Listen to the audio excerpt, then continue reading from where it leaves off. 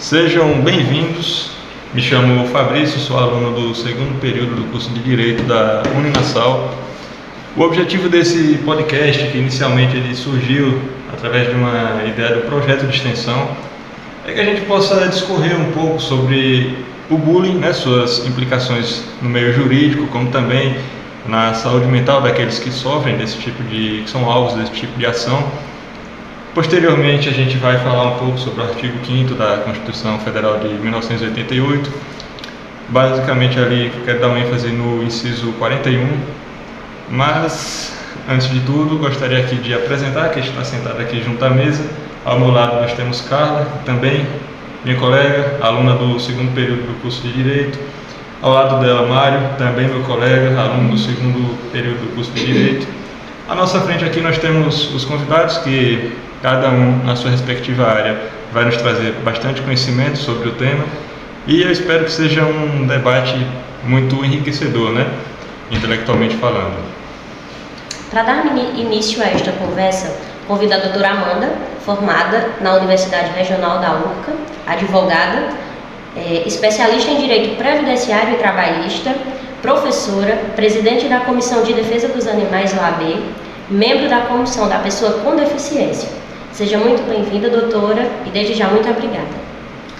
Bom dia a todos, Obrigada mais uma vez pelo convite dessa casa acolhedora, Eu não sei nem quantas vezes já estive aqui e estarei quantas vezes for necessário, que eu assumi esse papel de levar o conhecimento jurídico. Eu acho que é um papel de nós, como advogados, vocês estudantes do direito farão isso no futuro. Então, hoje a gente vai estar falando, juntamente com o meu colega psicólogo, sobre esse assunto tão importante, que é a prática do bullying, do cyberbullying, que infelizmente só vem aumentando, as estatísticas nos mostram. E eu não vou falar muito sobre a minha formação, porque a Carlinha já falou aí, e eu quero que esse nosso debate, nosso podcast seja realmente construtivo, seja conscientizador, porque eu acredito que esse seja o primeiro passo para que a gente veja essas questões do bullying e do cyberbullying diminuírem. Convido também o psicólogo Diarle Marques, clínico formado pela Unileão desde 2021, com atuação focada na adolescência e juventude. Desenvolve pesquisas fundamentais para essa fase da vida, como puberdade, sexualidade, saúde mental, relacionamentos, atende crianças, adolescentes e adultos que enfrentam condições de saúde mental, incluindo TDAH, ansiedade, depressão e transtorno bipolar, entre outros. Muito obrigada pela presença. Muito obrigado, Carla, pela apresentação. Bom dia a todos que vão acompanhar esse podcast. Bom dia a todos da mesa, o Fabrício, o Mário também. E a professora Amanda, com quem vou dividir aqui essa conversa. Vamos falar sobre esse assunto, o bullying, o cyberbullying, que envolve o universo dos adolescentes, também das crianças, que, de certa forma, essa violência tem impactos na saúde mental, no psicológico, nos comportamentos desses adolescentes, mas também implica as escolas, implica também a sociedade, de modo geral, as famílias. Eu espero que essa conversa aqui nós possamos trazer conscientização para as pessoas, para a sociedade, para todos aqueles que vão nos acompanhar, para que esse tema ele seja também compartilhado de uma forma enriquecedora, com informação, com conhecimento, mas também hoje de uma forma mais descontraída, uma conversa informal, para que todo mundo se sinta mais leve. A gravação sempre é um processo que às vezes a gente gera tensão e ansiedade, mas eu espero que seja leve para todos nós, tá bom? Muito obrigado. Bom, então, iniciando o conteúdo assim propriamente dito, peço auxílio da doutora se eu falar alguma besteira ou faltar com alguma informação aqui. Mas, para dar um contexto geral aqui, a respeito vou falar um pouco aqui da Constituição. Ela que surgiu depois de um período muito tenso na história do Brasil, a questão do contexto militar, da ditadura militar, que perdurou aí por 21 anos. Ela que trouxe um papel muito importante ali de inovação, trazendo ali direitos fundamentais que a gente tem, direitos e garantias fundamentais. Ali o artigo 5º, se me dão a permissão aqui, eu irei ler a redação, na qual ele diz o seguinte: todos são iguais perante a lei, sem distinção de qualquer natureza, garantindo-se aos brasileiros e aos estrangeiros residentes no país a inviolabilidade do direito à vida, à liberdade, à igualdade, à segurança e à propriedade. Aí ele nos traz alguns incisos, são muitos, o artigo 5º. É o maior da Constituição. Aqui no Vadimeco, então, já pega uma folha frente e verso tranquilamente e vai seguindo aqui.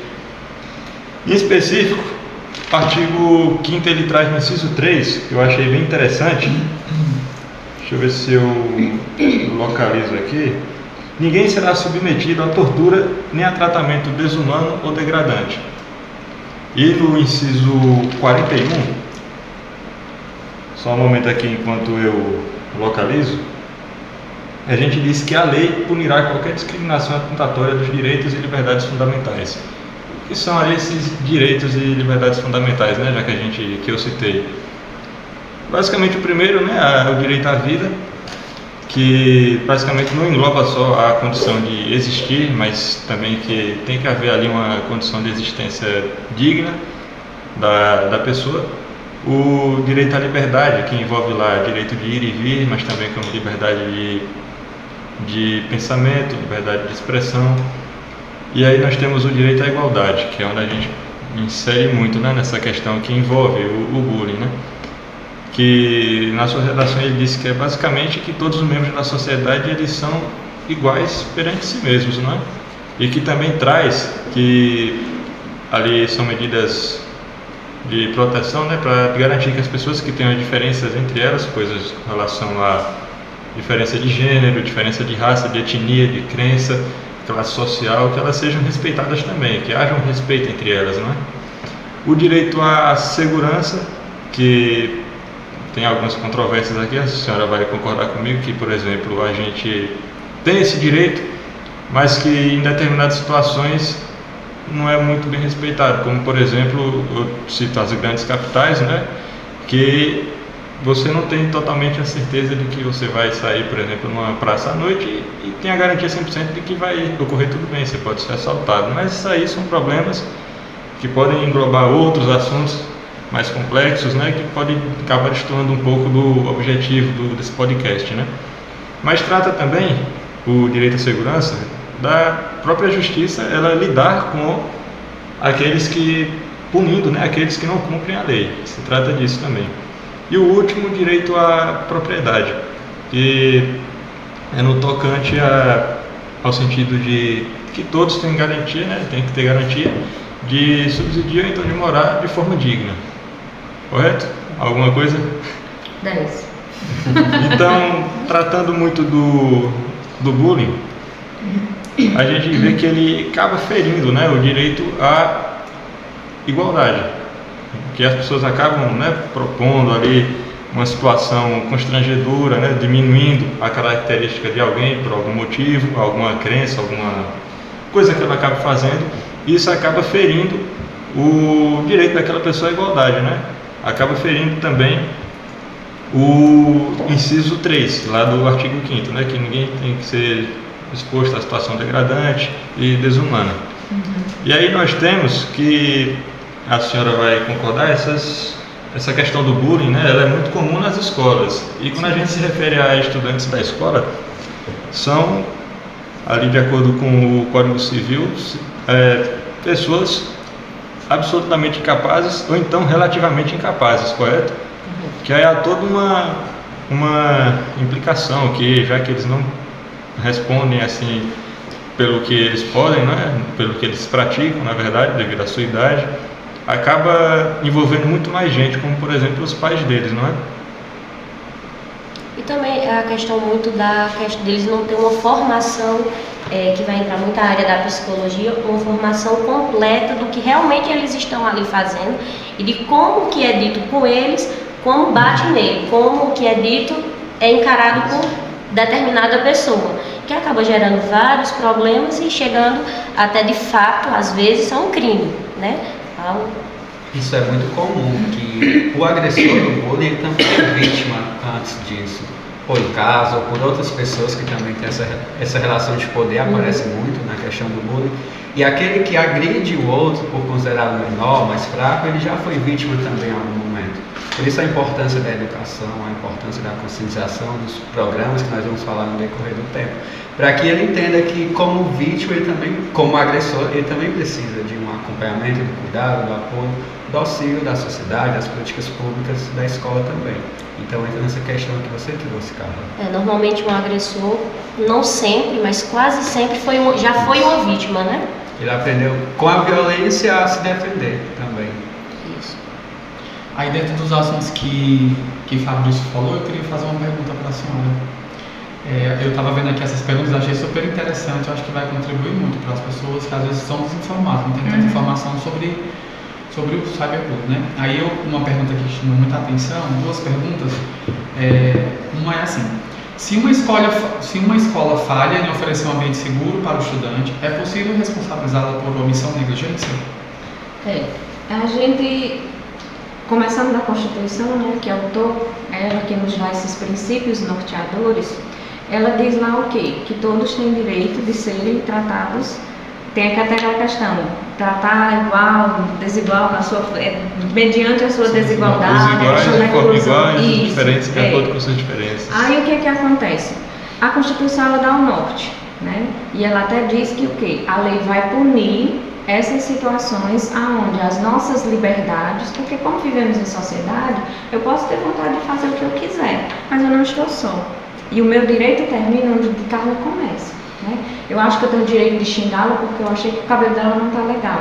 Onde é que está escrito que eu tenho esse direito? Porque Carla tem o direito de ter o cabelo que ela quiser, né?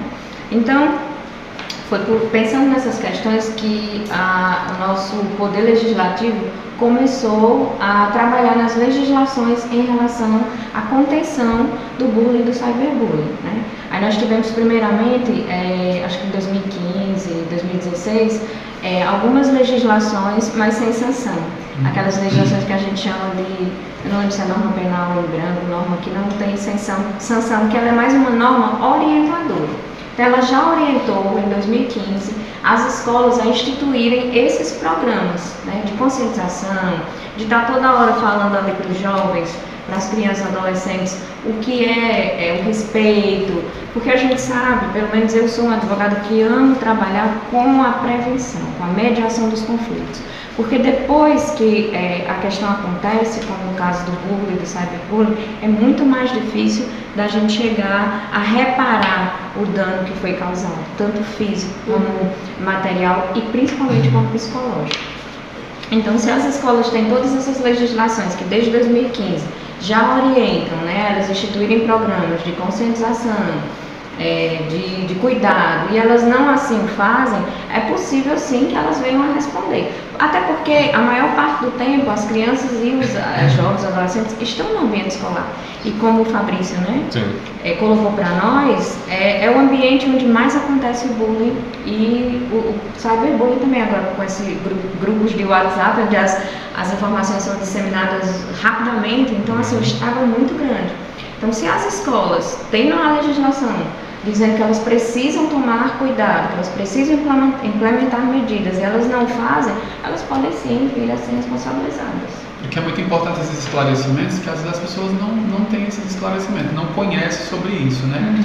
E uma outra pergunta também, direcionada para a senhora também, que eu achei super importante e queria também, né, que fosse esclarecido, né, para as pessoas que também não conhecem sobre os assuntos, é assim: em casos onde o bullying resulta em tragédias, como o suicídio, os familiares das vítimas têm direito a buscar a reparação na justiça?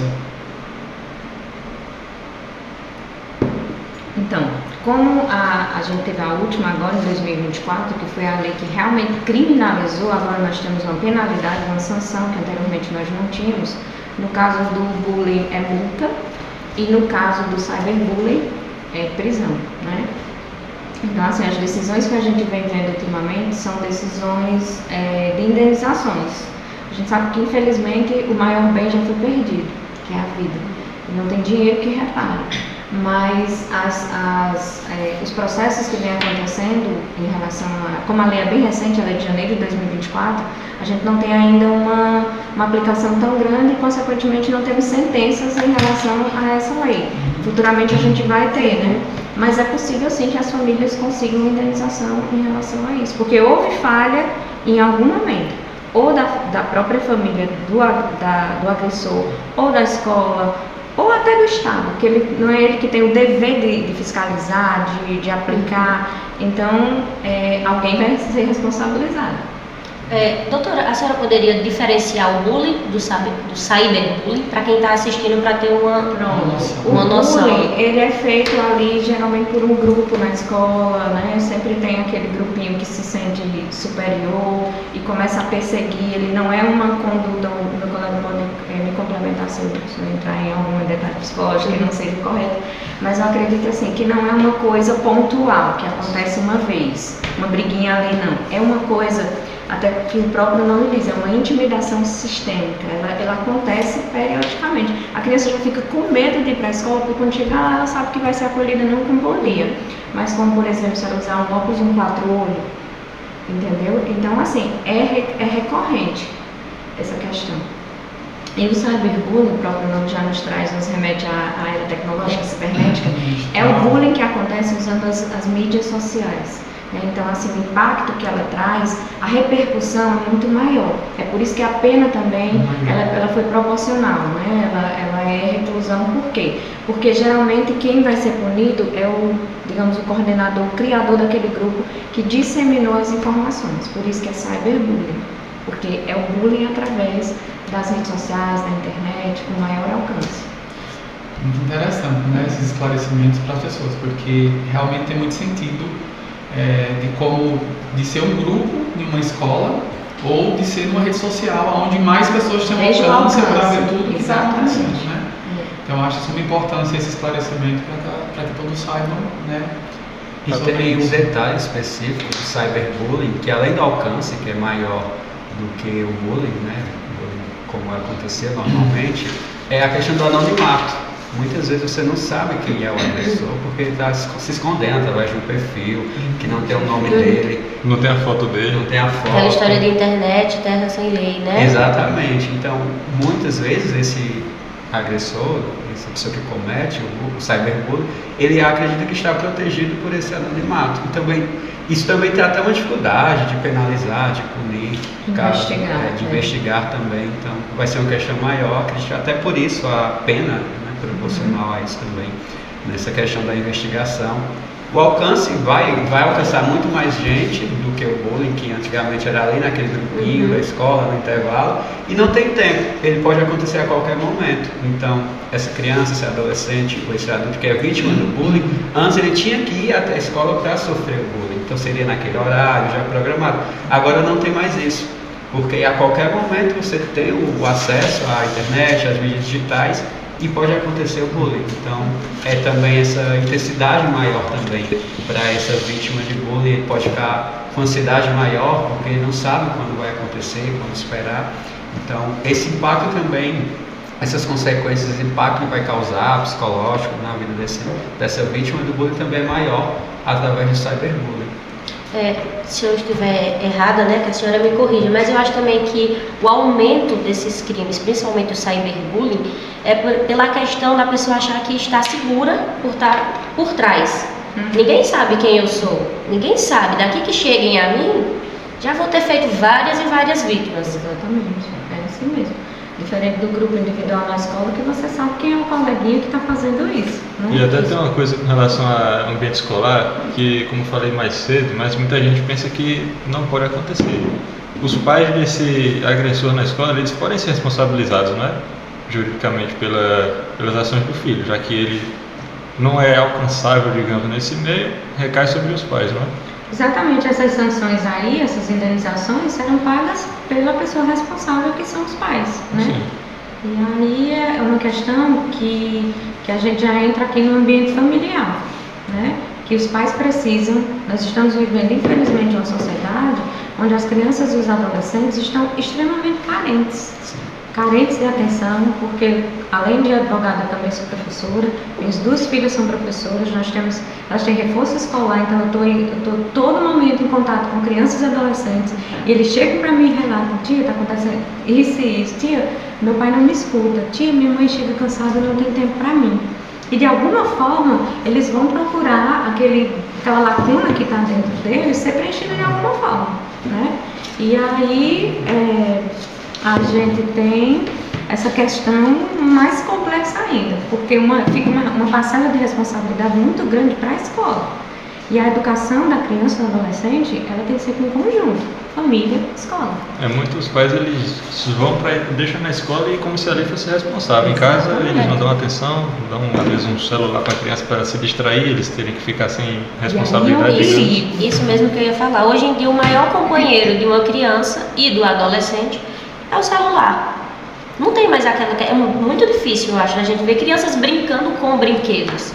É ali com o celular, com desenho, com joguinho. E muitas vezes os pais não sabem o que está por trás daquela tela. Eu vi até uma reportagem ultimamente sobre um jogo, o Roblox, que dentro do próprio Roblox existe um chat que pessoas conseguem entrar em conversa com outras crianças e ninguém sabe quem está ali por trás. E os pais acham que os filhos estão seguros, porque estão dentro de casa, eles estão vendo, só que não sabem o que eles estão fazendo, nem com quem estão conversando. Essa é uma das questões que mais aparece, inclusive, na clínica. Eu acredito que 100% das crianças e dos adolescentes, eles usam esse Roblox, especificamente. Eu acredito que é a febre nessa faixa etária. E os pais sempre reclamam, meus filhos passam muito tempo na tela. A tela se tornou o novo pai, porque são as mídias digitais que educam a criança hoje em dia. Os pais, eles terceirizaram e eles, por essa dificuldade de lidar com a angústia, com o sofrimento do filho, para não se implicar também, eles terceirizam isso. Então, ninguém sabe o que é que eles estão consumindo naquela tela, ninguém sabe quem está por trás daquela tela. E os pais também têm essa dificuldade de se implicar, de colocar limites, é uma reclamação que eles fazem muito. Mas a responsabilidade de ser autoridade, diferente de um autoritarismo, né? Mas uma autoridade de impor limites, impor o tempo de tela, de entender o que a criança está consumindo, são dos pais. Então os pais terceirizam para a escola, terceirizam para os psicólogos e eles não se implicam nisso, também com medo, porque eles também ficam vulneráveis. E eu acredito que um dos papéis dos pais é também mostrar essa vulnerabilidade para os filhos, para que eles entendam que faz parte da vida também, o tédio, o ócio, para que a criança não sempre recorra a essa fuga, né? Que o acesso às redes sociais é como uma fuga, então, mas também faz parte ficar no ócio, ficar no tédio, para que a criança e o adolescente também aprendam a lidar com isso, com esse sofrimento que é natural da vida e que os pais, eles não conseguem se implicar. Eu acredito que essa é uma palavra importante nessa questão da educação dos filhos em relação às telas. Então eles estão terceirizando ou para a escola ou para os profissionais de saúde, né? Do psicólogo, leva para lá, dá jeito no meu filho porque ele não sai da tela. Tá, mas e a sua responsabilidade nisso? Muitas vezes por conta da rotina do trabalho, né? Que vem até essa questão bem recente aí da PEC 6x1. Que eu acredito que os pais, eles alguns, né, não vou generalizar, não conseguem ter um tempo para poder, um tempo livre, um tempo de lazer, para que eles trabalham o dia inteiro, de segunda a sábado, quando chega, no caso mulheres, atividades domésticas que não tem fim, para já tentando deixar tudo resolvido para na segunda voltar novamente. E nisso o tempo com a criança vai ficando restrito. E a criança está ali. Não, filho, vai ali, mexe no celular. Mamãe está fazendo isso aqui. E vai passando de... né? Eu também acho que a pandemia também contribuiu muito para tudo isso, né? Por causa que, quando veio a pandemia, muitas pessoas que não eram digitalizadas acabaram se digitalizando, até pessoas mais idosas, que não queriam nem saber de celular, mexer em celular. E as mães, com um grande excesso de ansiedade nas pessoas, acaba que as pessoas ficam impacientes para ter cuidado de um filho, de 2 filhos. Tem mãe que tem 2, 3 filhos, 4 filhos, então o celular às vezes é uma saída. Então aí acarreta muito essa separação entre a mãe e os filhos e ocorre todas essas coisas. Eu queria fazer uma pergunta para o Dr. Yarley, né? Achei super interessante aqui essas perguntas e eu quero direcionar para esse apoio dentro da psicologia. Que tipo de acompanhamento psicológico é recomendado para jovens que passam por episódios de bullying? Eu queria só fazer um comentário antes sobre a fala atrás de vocês, que a Carla trouxe uma questão que é muito atual, que é a discussão da redução das horas de trabalho dos dias, na verdade, e a dinâmica do trabalho também influencia para isso, né? Os pais chegam cansados, exaustos, principalmente a mulher, que ela tem tomado esse espaço cada vez mais no mercado de trabalho, mas ela também faz esse papel em casa, de cuidar da casa, então ela fica sobrecarregada, e cuidar dos filhos, né? Então os filhos ficam muito reféns disso também, que é uma dinâmica que é muito ampla, é muito maior até do que uma responsabilidade individual, uma responsabilidade coletiva e social. E também a questão da pandemia, do Covid, que isolou as pessoas socialmente, então o celular, as redes sociais até se tornaram febres na época, as lives, então tudo era muito voltado para o digital e se tornou realmente um babá para esses filhos. Então a mãe que tinha que trabalhar em home office, o pai, então e o trabalho também se confunde, né, nessa modernidade de home office, porque agora é casa e trabalho no mesmo ambiente também. Isso também tem suas implicações na própria educação e criação dos filhos.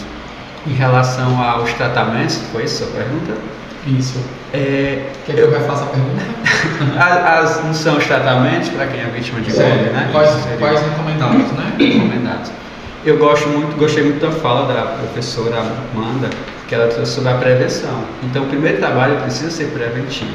Nós primeiros precisamos pensar em uma prevenção para esse tema, né? Para essas violências, porque muitas vezes nós sempre levamos para o pós, né? As consequências, então o que a gente vai fazer depois? Como vamos punir? Quais serão os tratamentos para quem foi vítima? E para o agressor também, que ele também, de certa forma, é vítima da sociedade, do Estado, ou de alguma instituição que falhou na educação dessa criança, desse adolescente. Então, antes disso, nós precisamos pensar em trabalhos de prevenção, de conscientização, responsabilidade das escolas, a responsabilidade da família, a responsabilidade do Estado, das políticas públicas de um modo geral.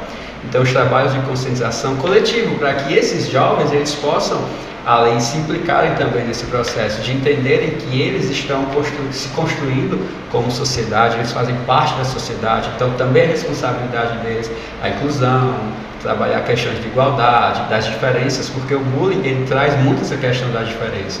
Então, os jovens, as crianças, eles precisam entender que eles são diferentes uns dos outros e precisam respeitar, aceitar e acolher as diferenças. Hoje também tem um tema que é muito relevante, que é a inclusão das pessoas com deficiências ou com autismo dentro das escolas, que também essa questão aparece, porque muitas vezes esse autista, ele é vítima de bullying, de preconceito, de exclusão. Como as escolas estão preparadas para acolher essas crianças, esses adolescentes, e como os próprios jovens, eles também vão se preparar para isso, porque eles também não sabem como lidar. Então a responsabilidade nossa como sociedade de trabalhar com eles essas questões para que eles entendam que também faz parte, é papel deles também acolher essas pessoas que são diferentes, nesse sentido deles. Então é uma responsabilidade preventiva. O tratamento vai ter diversos, né? Vão entrar as questões jurídicas, aí vai entrar a conversa entre psicologia e direito, mas também vão entrar os tratamentos psicológicos, terapia, trabalho com a família, com as redes de apoio, as comunidades, o BS, tudo isso, né? Todas as políticas públicas, todas as instituições, elas vão se implicar para cuidar desses jovens, dessas crianças que são vítimas ou agressores ou potenciais agressores, mas antes disso nós precisamos pensar na prevenção, na conscientização sobre o tema, sobre a violência, sobre a inclusão, sobre a igualdade. Então é muito importante, antes de tudo, trabalhar a prevenção para que não chegue a esse fim, né? As políticas públicas no Brasil, pelo menos, elas precisam inicialmente ser preventivas. Inclusive, essa é a ideia, que se previna antes para que não precise se punir.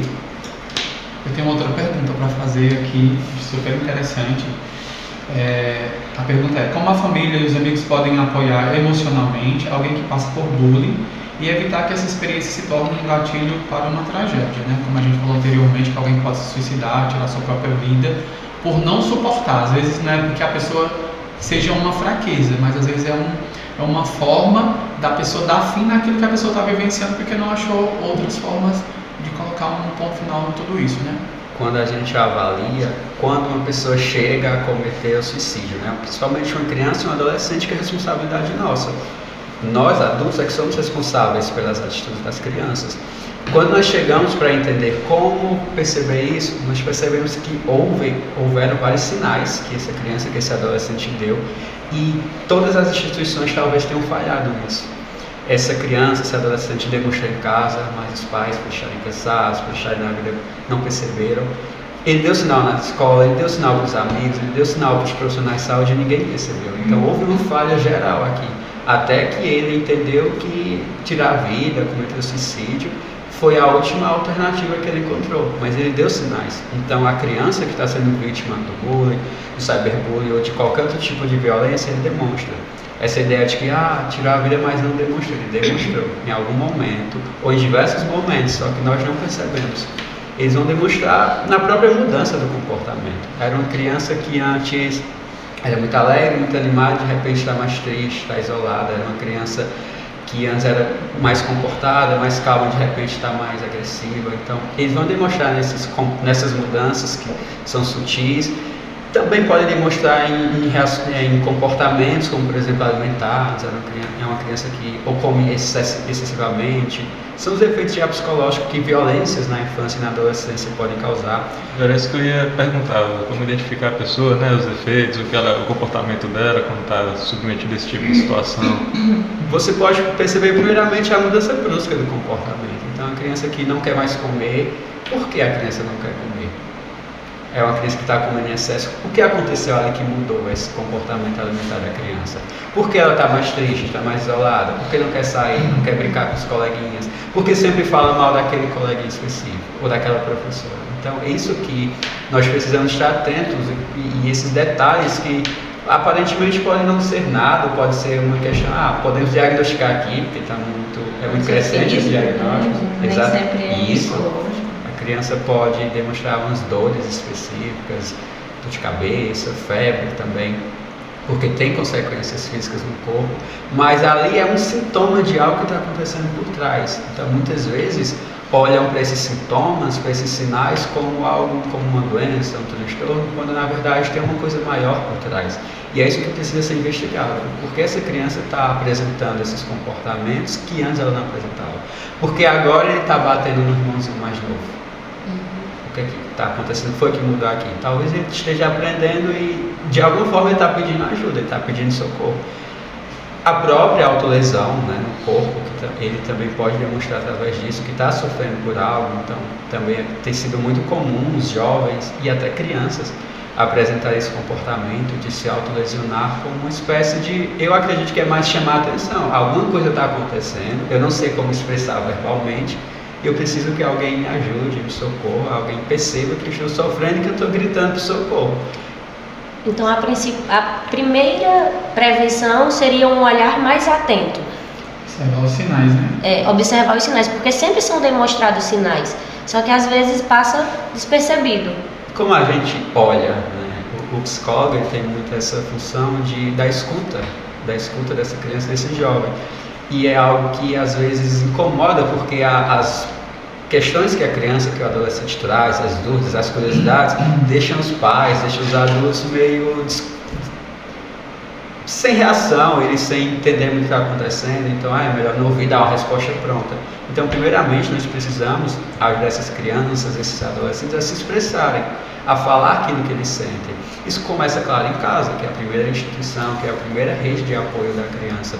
Então, em casa mesmo, fazer um trabalho de escuta, de entender os sentimentos dessa criança. E, através disso, a criança vai trazer aquilo que está sofrendo. Mesmo que sofrendo bullying, aquele agressor diz, não fala para ninguém, mas em algum momento essa criança, se ela se sentir à vontade, ela vai falar sobre o que ela está passando.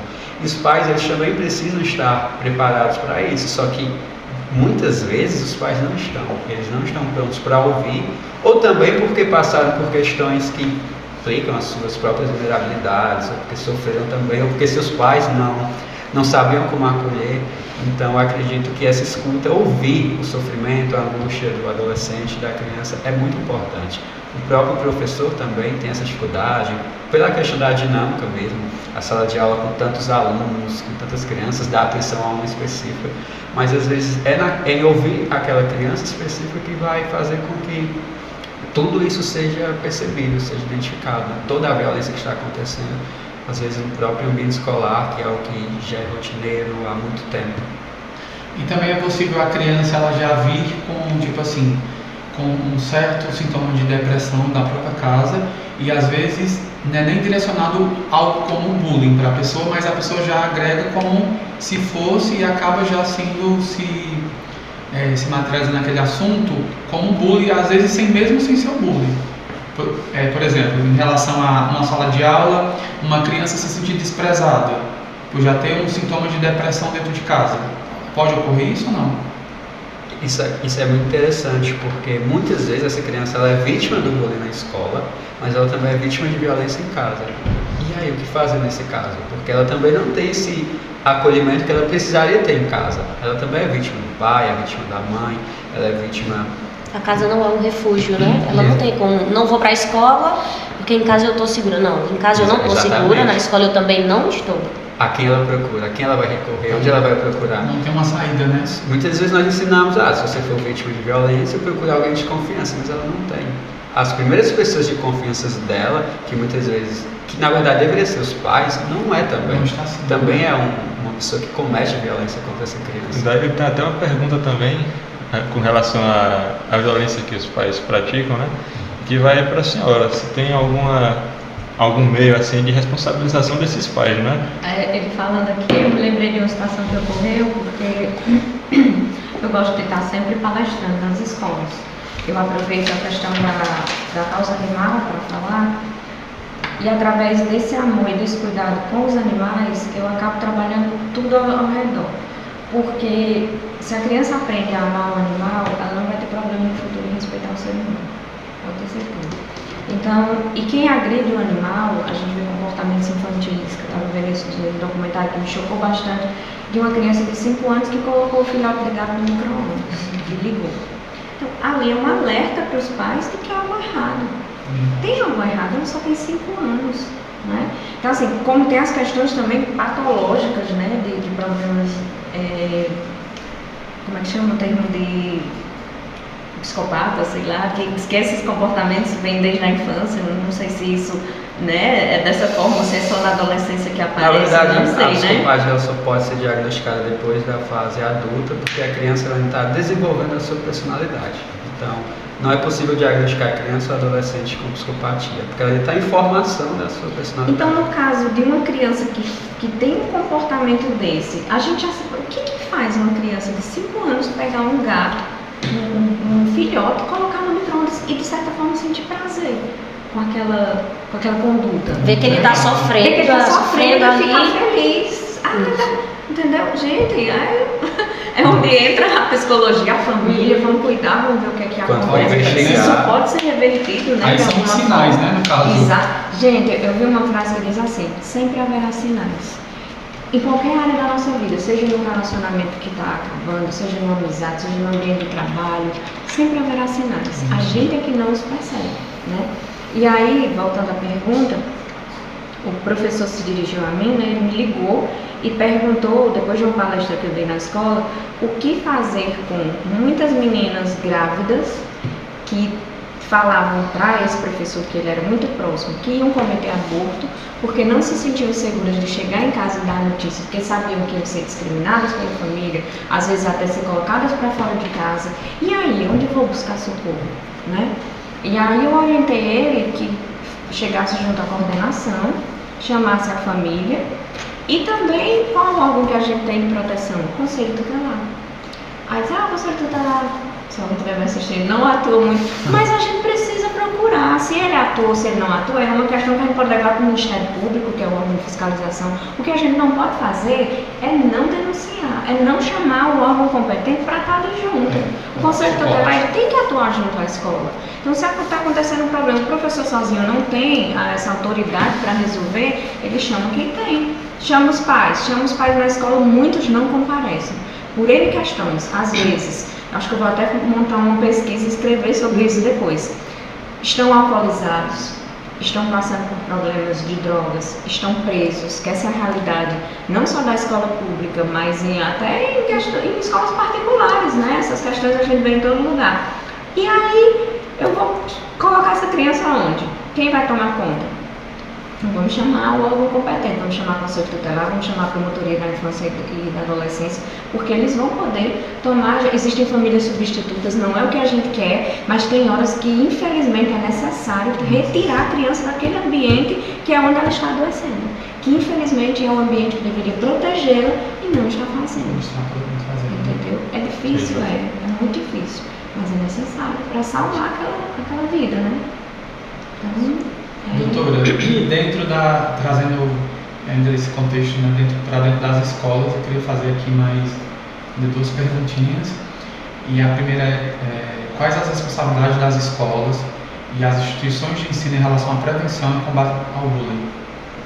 Então, a gente, como eu disse, nós temos essas 2 leis, 2015 e 2016, que elas instituíram programas de combate à intimidação, seja nas escolas, clubes, seja onde tem essa agremiação, que elas têm que fazer essa conscientização. Aí o que acontece? Você chega na escola, não tem. Não há inclusão. Porque, aí vamos voltar um pouco para a inclusão. Você chega na sala de aula, vê aquela criança, digamos, autista, ou uma criança com uma deficiência física, sentada numa cadeirinha lá no cantinho da sala, sem participar ativamente das atividades. Isso é inclusão? Não. Tem muitas escolas, não estou generalizando, que acham que abrir a porta da sala de aula e colocar a criança para dentro é inclusão. Inclusão não é isso. Inclusão é fazer com que a criança realmente participe das atividades. Socialize com as demais. Socialize com as demais, que é isso que muitas vezes leva a desenvolver N conflitos, patologias, enfim. Então, assim, quando aí as defesas, o advogado fica às vezes até perdido, porque vai cobrar da escola, né? Quando o pai procurou o advogado, vamos ver o que a escola pode fazer. A escola, contrapartida, vem e diz que não tem recurso. Porque a gente precisa, dentro da escola, das atividades multidisciplinares. O psicopedagogo, o psicólogo, precisa de todo esse ambiente, porque o diretor não tem conhecimento. Como eu também, como advogada, não tenho conhecimento psicológico, não tenho conhecimento psicopedagógico, então preciso de todo esse conjunto. Chega à escola e diz, doutora, eu não tenho como fazer. Aí vamos atrás de quem? Do órgão que fiscaliza, cadê os recursos? Tá vendo como tudo tem que trabalhar de forma conjunta. É uma questão muito mais complicada, né? Muito mais complexa do que a gente imagina, porque envolve tanto setor. Eu sempre gosto de falar que o problema social, ele é um problema de nós todos. No momento aquilo eu não vou me importar, porque não está me afetando. Mas mais cedo ou mais tarde, você vai ser vítima daquele menor que não foi cuidado, né? Daquele animal que não foi tratado na rua, ele adquire uma zoofilia ou uma doença. Zoofilia já é um absurdo. Mas a gente tem casos terríveis aqui no Juazeiro. E aí, o que aconteceu? Alguém falhou, e foi o Estado, geralmente, né? Porque a gente sabe que políticas... Por que está faltando dinheiro e recurso naquela escola? Quem é que não fez um repasse? Vamos no Ministério Público, vamos procurar a lei. E olha outra coisa, que eu acho super interessante. Quantas legislações a gente tem acerca do bullying, do cyberbullying, de N crimes, e eles continuam acontecendo? Tá vendo como a solução não está aqui? A solução está na prevenção, no cuidado anterior. Porque se isso acontecesse, se essa conscientização de que maltratar o outro, de discriminar, de estigmatizar não é certo, não haveria nem necessidade da legislação. Porque a gente já crescia sabendo que eu preciso te respeitar, independente do artigo 5º, inciso 41, se não me engano, independente da legislação do bullying. Por quê? Porque seria intrínseco a nós, seres humanos, saber que a gente precisa respeitar. Esse é um erro da grande massa, achar que a legislação vem para resolver tudo. Isso. Porque a penalidade é muito pouca. Se aumentasse, fosse mais anos, se a multa fosse maior, talvez resolvesse. E às vezes diz, não, eu pago, mas eu não tenho consciência, então eu continuo fazendo. Porque não me tocou. Isso, volta no mesmo erro. Exatamente. Então, eu sempre bato na tecla da prevenção. Vamos trabalhar nossas crianças, vamos trabalhar os pais também, eles precisam de terapia. Está todo mundo doente. Nós estamos vivendo uma sociedade doente. Os pais não querem aceitar os diagnósticos, chegam no escritório dizendo que o psicólogo ou o psiquiatra errou no diagnóstico, que o filho dele não tem aquilo. Tenho certeza que o doutor aqui já passou por isso.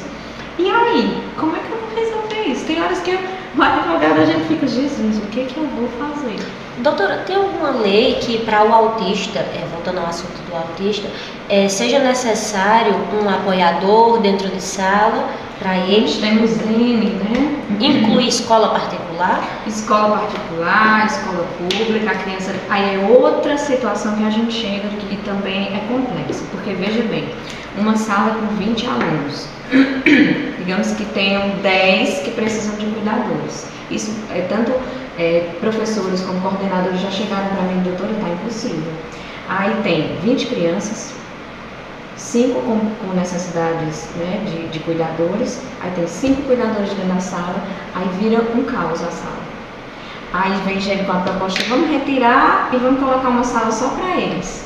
E aí? E aí, Não. Porque do jeito que está não está funcionando, e aí? O que eu faço? Entendeu? As escolas chegam para mim, doutora, o cuidador às vezes atrapalha eu como professora passar o conteúdo.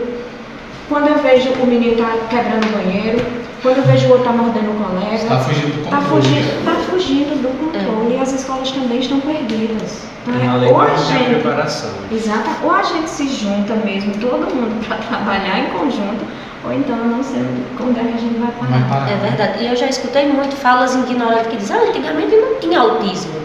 E agora toda criança é autista. Só que não era noticiado, não tinha visão. Sabe o que Isso eu ia- aconteceu no passado? Isso. As pessoas eram amarradas nos quartos escondidas da sociedade. Ou nas clínicas psiquiátricas. Nas clínicas psiquiátricas. E aí ela era realmente retirada da sociedade. E hoje em dia a gente está lutando para que essas pessoas, porque elas têm condições sim, De serem de inclusas serem na sociedade, inclusas, né? de serem Isso. aceitas, respeitadas, está lá o artigo 5º que nos dá esse norte, né? Então é por isso que, esse nome não, sempre Teve, existiu, né? Sempre só não teve. eram vistos. Agora Isso. tem uma nomenclatura mais. Respeitosa, né? Porque todo mundo era louco. Um bom Eu sei que- começo são todas as partes sentarem e conversarem. Vamos encontrar soluções juntos. Vamos conversar aqui o direito, com a psicopedagogia, com o psicólogo, com a educação, com as políticas públicas. Vamos sentar todo mundo, conversar e encontrar soluções. Já que é como se cada um tivesse sua responsabilidade individualmente, mas ninguém senta para conversar, para que juntos encontrem soluções desses problemas que são modernos, que são atuais, né, que são novos para a nossa sociedade. Mas trazendo algo que eu achei relevante, que a doutora trouxe, é Tu que me corrige, viu? Eu passo do direito, chego na psicologia. por isso estamos conversando aqui, todo Sim, mundo. sim. Algo que ela trouxe relevante, que é, inclusive as próprias violências que acontecem relacionadas ao bullying, são violências que acontecem socialmente, né? Que são as discriminações relacionadas ao gênero. Então, os meninos se sentem superiores às meninas. Quando a gente olha para o amplo, as mulheres também são discriminadas, né? No mercado de trabalho, na política. São violências que acontecem relacionadas às orientações sexuais, à raça, que também acontecem na nossa sociedade em geral. Então as crianças, os comportamentos delas violentos são consequências também disso. Também das discussões sociais que não acontecem de um modo geral. Então nós precisamos olhar para um problema não específico, que é o que acontece muitas vezes. Vamos olhar apenas para aquele problema, aquela vítima. Nós até estávamos conversando sobre um caso, né, que você até gostaria de trazer. A gente trouxe ele. Deixa eu colocar aí. Pronto. Daqui a pouco também. Pronto. Então eu vou deixar para daqui a pouco a gente É pode. Falando sobre os casos, tem aquilo, que é um assunto muito complexo, né? A questão do bullying aqui, como a gente viu, envolve muita coisa, dá para falar facilmente aqui 2 horas e meia, 3, tranquilo. sobre. Quanto tempo tem? Só que é isso aí que eu ia falar. O tempo que a gente tem aqui é reduzido, tem algumas limitações, até pela apresentação lá na escola, né? Sim. Aí, se não houver nenhuma oposição, eu gostaria que a gente falasse um pouco sobre os casos. E o nosso maior intuito aqui também, eu estou amando essa conversa, né? Amando mesmo, é trazer esse esclarecimento para as pessoas, né? Sobre esses assuntos que muitas pessoas não conhecem e acaba às vezes deixando passar isso desapercebido, né? Como a gente falou anteriormente, os sinais e a prevenção, que é muito importante. A prevenção que é importante e os sinais quando já está dentro dos acontecimentos, né? Então é super importante esse esclarecimento para que as pessoas tenham esse entendimento de que é algo sério, não é algo simples ou algo como falar uma bobagem, uma besteira, é algo que realmente importa que as pessoas dê essa importância ao assunto, né? Eu estou vendo aqui que Lázaro colocou sobre o massacre de Realengo, que foi visto que o atirador, ele era vítima de bullying. Ele era vítima de bullying. O Roberto colocou, né? Ele também é vítima. Ele também foi uma vítima, antes mesmo Da sociedade, de modo geral. Isso. Você vê que nessa situação, por exemplo, chegou a um caso extremo, né? Não foi tratado, não foi identificado antes e acabou chegando nessa tragédia aí. Eu lembro que quando aconteceu esse caso, né, os casos das escolas, que começou a se tornar pauta social, né, a sociedade inteira conversando, tentaram achar várias soluções. Né? Vamos colocar a polícia na escola, vamos colocar psicólogos na escola. Isso também é remediar o problema. A discussão é anterior. Tratar o sintoma e não a causa. Exatamente. Pode ajudar ali a conter alguns danos, mas e antes? O que é que a gente vai fazer também? Esse massacre foram vítimas, além do atirador, que também foi uma vítima, né? 12 crianças. Sim. 12 crianças. E depois foi encontrado na residência dele vídeos onde ele dizia que várias pessoas tinham humilhado e que ele ia pôr um fim a isso. E ele, no caso, foi visto, né, tá na notícia, foi investigado que esse bullying foi sofrido na escola. E ele foi se preparando e voltou justamente na escola onde ele estudou e cometeu o massacre, achando que estava colocando um fim na dor que ele sentiu, né? E quando nós falamos de vítima, ele também foi vítima, não quer dizer que ele não vai se responsabilizar pelos seus atos, né? Ele também vai, só que vítima nós falamos no sentido que o Estado falhou de certa forma. Mas ele acabou cometendo suicídio. Suicidando Ele acabou cometendo A dor dele suicídio. era tão grande que ele não suportou, né? Acho que Ele era uma não- forma dele diminuir a dor dele, tipo, como se fosse uma vingança, né? Como se ali ele tivesse sido se realizado com aquilo. E Ele tirando acha a vida que para isso- dar um fim também a tudo que ele tinha passado, porque eu acho que ele não suportaria, psicologicamente, não suportaria tudo isso também, né? E o julgamento das pessoas em relação aos suicidas é muito interessante, porque fala assim, fulano foi fraco, é falta de fé, é falta disso, daquele. Gente, ele não foi fraco. Ele lutou tanto a chegar a um ponto que ele estava esgotado. Então é muito fácil olhar pra você e dizer, você tá tão fraca, cara. Era a única saída vista não tinha por ele, né? nada, né? Pra suportar aquilo ali que ele estava passando. Ele tentou de todas as formas e a sociedade falhou, né? Exatamente. Todo mundo falhou, nós como Isso. sociedade, as instituições, cada setor falhou e não acolher aquela criança, aquele adolescente que gritava ou pedia socorro de alguma forma. E Brasil ainda tem a mentalidade da gente viver os meses. Outubro rosa, setembro amarelo, novembro azul. Gente, isso é todos os dias. Todos os dias. Não dá pra achar que as pessoas só vão se suicidar em setembro. E os outros Somente aquele mês, outros meses Pra você isso, esquecer. esquece. Exatamente. Tem o caso do Lucas Santos também. O outro, Tu acho tem que tá como separado colocar aí, lá slide pra gente, por favor? Nas guias. Que esse caso ele repercutiu bastante nas redes. Deixa eu ver. O Lucas Santos é filho da cantora de forró Valquíria Santos.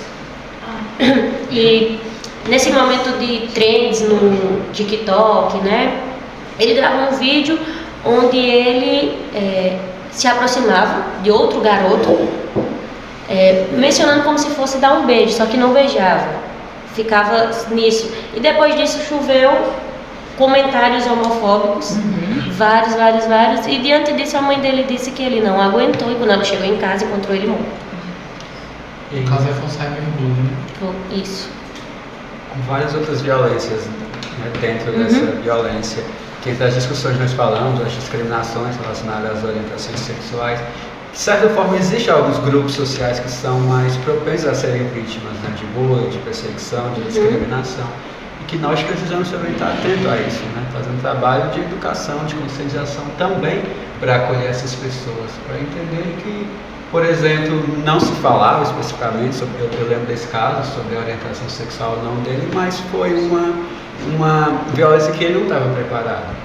Uma violência que ele não suportou também, que ele sofreu, que foi vítima, e que nós precisamos sim também discutir sobre essa inclusão, sobre o preconceito em si, que acontece Até na sociedade. a fala dela. Virgínia, a internet está doente, né? Ela alerta. E diante desse caso, após a repercussão, a Valquíria ela conseguiu que fosse aberto um projeto de lei Lucas Santos, que eu não sei se a senhora chegou a se aprofundar nela, né?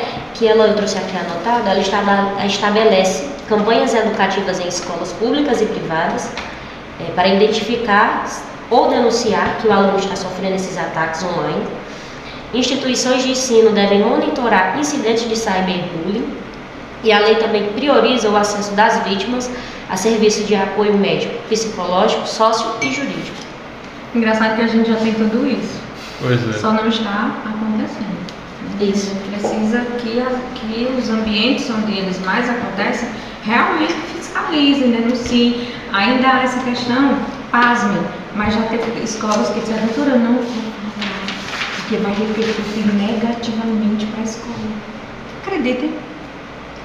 Gente, É de não acreditar. é de não acreditar, porque vai expor. Eu não quero que na minha escola seja vista. Gente, mas se está acontecendo, pelo amor de Deus. Eu lembro de casos, inclusive, que Não tem aconteceram como recentes. não falar. Eu também, Né? eu não vou mencionar aqui o nome do colégio, mas eu vi Sim, muitos aqui no Juazeiro. Não falar é o problema. Que não Por foi isso que tá falado, acontecendo. porque como se falar vai acontecer mais Vai casos. estimular. Além de estimular. estimular que eles dizem e fazer com que a escola seja vista de forma negativa. Isso. Pelo contrário, a gente tem que ver a escola que trata e fala sobre isso como uma escola diferente. Irresponsável, né? Você quer ser conhecido por ter omitido o fato ou você quer ser conhecido por ter resolvido aquela situação, né? Tem muito. Ai, mas tem gente que pensa, não vou colocar meu filho naquela escola X não, porque lá aconteceu isso, ou porque lá eles falam de forma aberta, e eu não quero que meu filho tenha. Gente, é tão complexo a cabeça do ser humano que às vezes a gente, poxa, então. É a falta realmente da informação. Da informação. Que é o intuito desse podcast, é que as pessoas se informem, né, estejam por dentro desse assunto.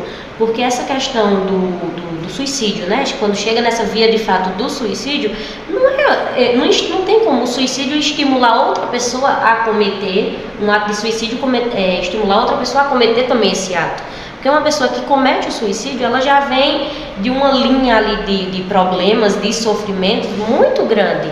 Então, quando alguém chega a esse fato, é porque ela realmente já tem passado por vários sinais, como o doutor falou, vários sinais, e ali foi a última saída dela. Não estimula outra pessoa. Só que se, não é nem só se, eu acho que outra pessoa também está passando por vários problemas e chega a esse ponto, né? Sim. Complexo. É um tema muito complexo, mas em virtude do pouco tempo que a gente tem, eu acho que, a não ser que alguém aqui tenha mais alguma coisa de suma importância para falar, acho que já deu para ter uma visão não completa, porque é um assunto complexo demais. Quanto mais você mergulha, mais tu vê que é muito fundo. Se vocês puderem dar uma consideração final, né, as últimas Vamos falar das considerações finais. Isso, as últimas considerações finais, né? Seria interessante. Aqui eu vou só reiterar o que eu já venho falando desde o início.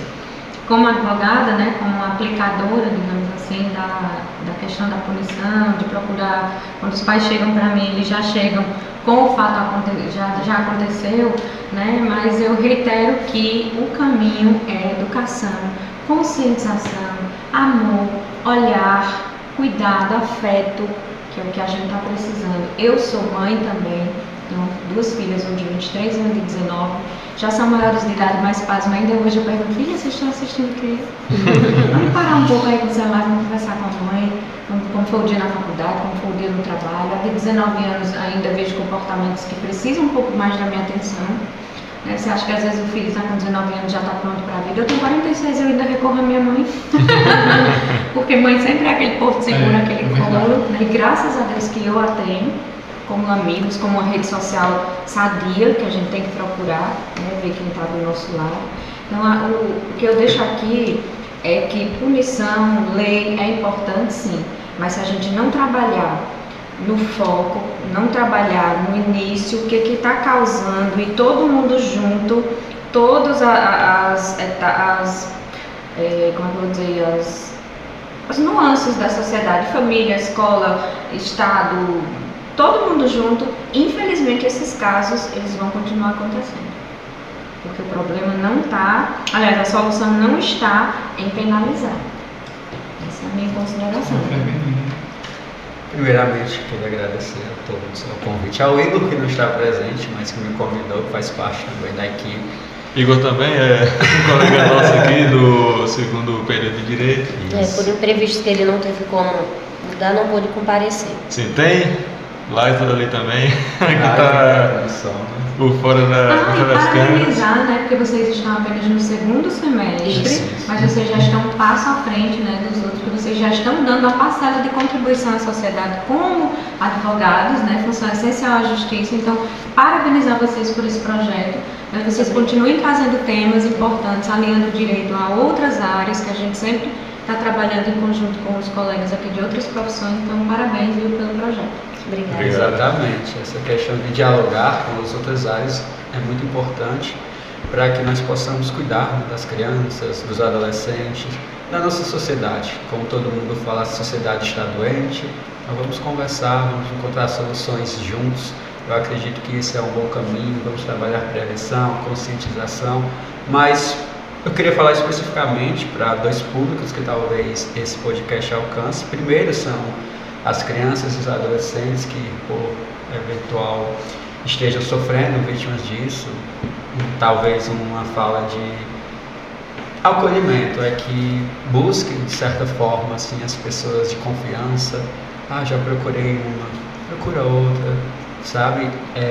É possível, né? Existem sim muitas pessoas que estão aptas, que se dispõem a trabalhar isso. Então, conversem com seus pais, se tiverem abertura, para falar sobre aquilo que vocês estão sofrendo, sobre aquilo que incomoda vocês, que é desconfortável, sobre seus sentimentos. E para os pais também, dessas crianças e desses adolescentes, é que aprendam a olhar dos seus filhos, mas também a ouvi-los, não só falar.